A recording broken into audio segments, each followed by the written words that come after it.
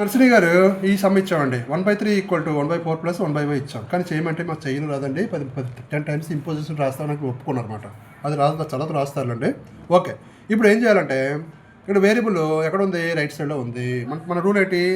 Left top tea లెఫ్టా రైటా plus టాప్లో ఉందా బాటంలో ఉందా ఈక్వల్కి క్రాస్ మల్టిప్లికేషన్ చేయాలని చెప్పి మనం రూల్ పెట్టుకున్నాం.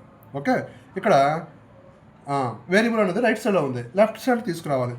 లెఫ్ట్ సైడ్ తీసుకురాకుండా ముందర చిన్న ట్రిక్ వాడదాం.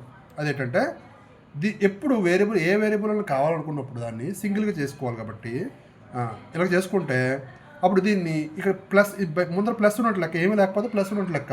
ఇటుపక్క వస్తే 1/3 - 1/4 అని రాసుకోవచ్చు. = 1/2 1/y అని రాసుకోవచ్చు. ఇప్పుడు మనకు కావాల్సిన వేరియబుల్ని అంటే ఇలా ఉన్నప్పుడు రైట్ సైడ్ మూవ్ చేసుకుందాం. 1/y = 1/3 - సేమ్ ఇది ఇటుపక్క పెట్టాం, ఇది ఇటుపక్క పెట్టాం, అంతే, డన్.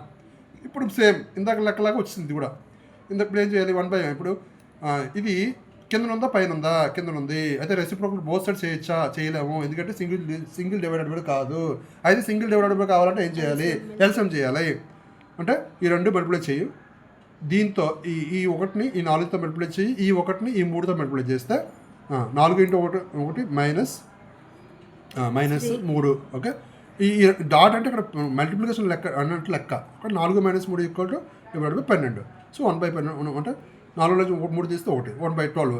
1/12 సబ్స్టిట్యూట్ అప్పుడు మనకి రెసిప్రోకల్ చేసుకోవచ్చు. సింగిల్ డివిజన్ ఉంది కాబట్టి. ఓకే, ఇప్పుడు రెసిప్రోకల్ చేస్తాను. అప్పుడు 12/1 అయిపోయింది. ఇక్కడ కూడా 1 అయిపోయింది. ఈ 1 ఉన్నా లేకపోయినా ఒకటి అర్థం లేకపోయినా y = 12. ఈ 12ని ఇక్కడ నువ్వు సబ్స్టిట్యూట్ చేసావు అనుకో, సమ్ చేయి. మళ్ళీ ఇక్కడ ఎల్సిఎం చేయు, ఇది ఇలా కొంచెం ఇది కూడా 1/12 వస్తుంది. అప్పుడు మీకు సేమ్ అయిపోతుంది.